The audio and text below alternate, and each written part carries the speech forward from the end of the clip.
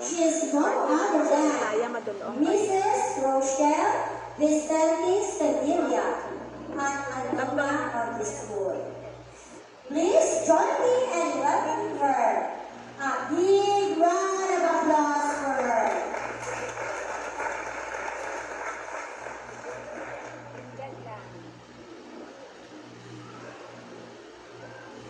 Parents.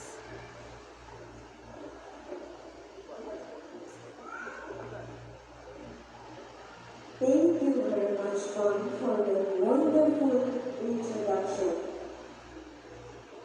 Magandang buhay sa lahat.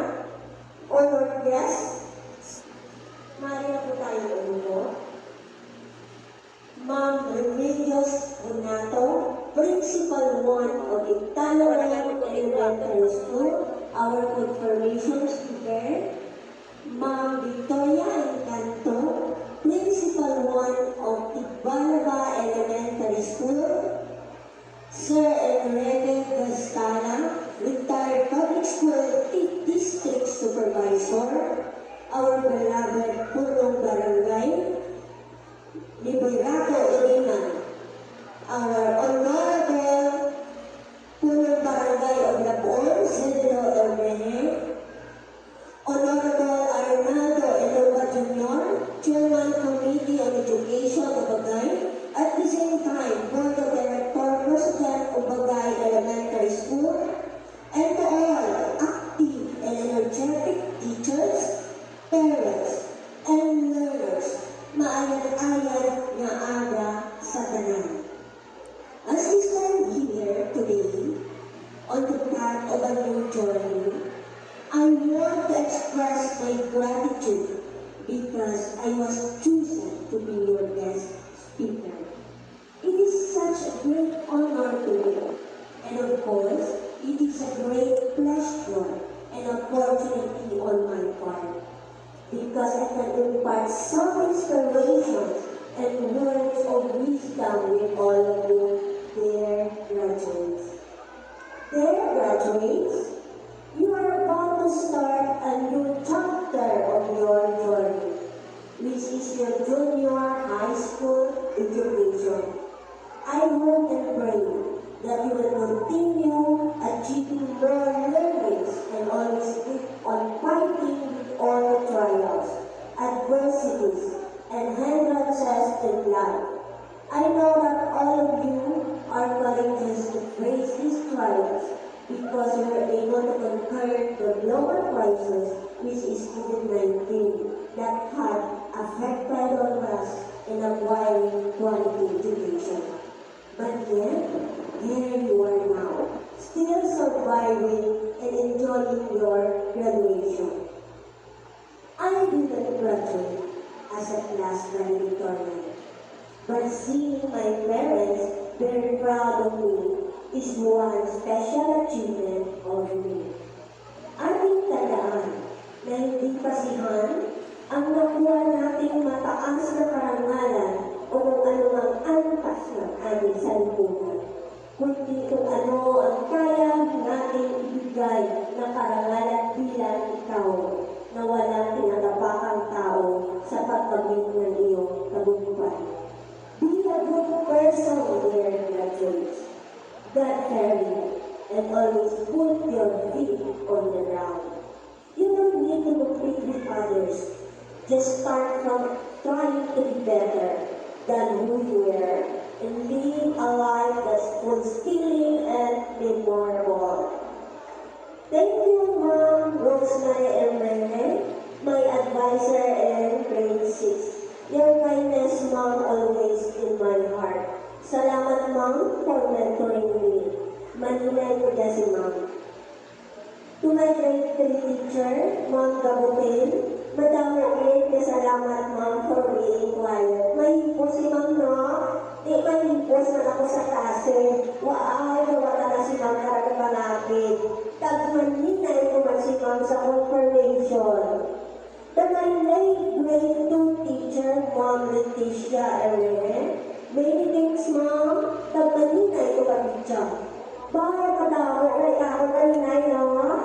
pero wala rin ako honor since grade 1. Amon ni ang patunay na wala ka mo pabor. Matyaga lang ako magkapamati, kag wala gid ga-absent bisan wala ako balon. Every time na maglantaw gali ako sa espiyo, madumduman kung di na wala ako permi balon. Nakita ang scars ko din Sabi ako, that was grade 1 ako under kay Ma'am Espinosa. Recess time. Busy ang tanan mga bakal pag maglagsanay. Di kayo ako karta, nagdalagan man ako. Ay gusto ko pauli sa balay kang magkaon sa kapon. Kaya accidentally nakatusbo ako.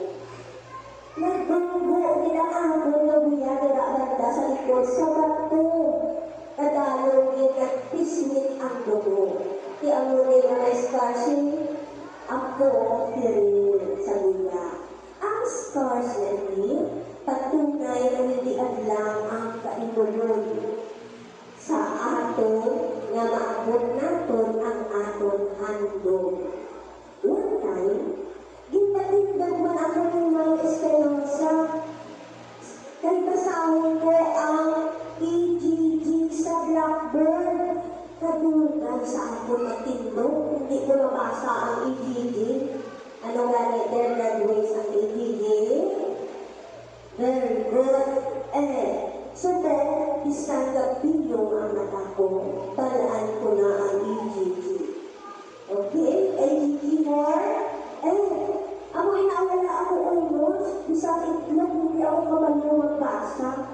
Pero siguro, balaan ko na basahon ang itlog, balaan ko na kanon ang itlog. Ang award ko dati, pag-graduates ko, Dancer of the Year. Ang Dancer of the Year, kay man kalama ang stick ni Ma'am Ikiko. Pero hindi niya ako binapalpal sa stick. Pero wala rin ako nanungit kay nanay. Wala ako ng patulbo. Bagkos, I thank you, Ma'am. Tungod sa stick mo, nami ang akong PITI, kag nag-Dancer of the Year ako.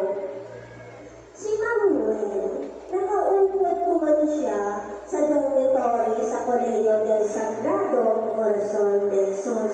Nasaksihan ko din ang kabakas ni Ma'am Wen, kagkatutong sa pag-eskwela. Then, ang katutong ni Sir Naldo Mamaliga, astanan ko sila. Kag may happy ending sila ni Ma'am Wen, Then, nagsaylo ako boarding house sa college ko, kag may upod ako mamila. Dito napagin ang struggles, kay dito kami utod. Hindi kasya ang kita ni tatay. Wala man ubra si nanay, kay may sakit. Itiglang ko niya pinakaon namin sa mika ko sa boarding house, pero wala kami ka-absent. Amiga ko naging cum-laude. Isang itig lang, wala kami dis-action ay kay ga-eskwela kami mayan. Kilala si nanay din na palautang.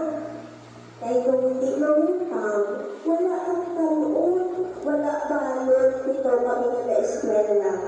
Kung hindi si Ramon, si Kapitol mo sa buo na wala sa bugas. Kaya makaon na tayo kami, wala pa kami tinipawon. Ang isa ko pakaunod na maoy pa kung wala sundan. Pero sumuko ang utod ko, ibang na siya ni Lord. Thank you, Lord. Nanuoy ako kay nanay, kay kadamo, kamanukot na iyautang. Nagtatakil sa isip ko na hatagan ko si nanay, tagtakay namin nga kabuli. Isang teacher graduate ako. Gusto ko mag-ubra na may kwarta dayon. Nakatako kay nanay ang cash, mabaitan ang utang namon. Ang ko, nag-apply ako as OFW helper sa Hong Kong. Well, nag-apply ako, pero hindi ako dati ka-sleep sa balay ni Ma'am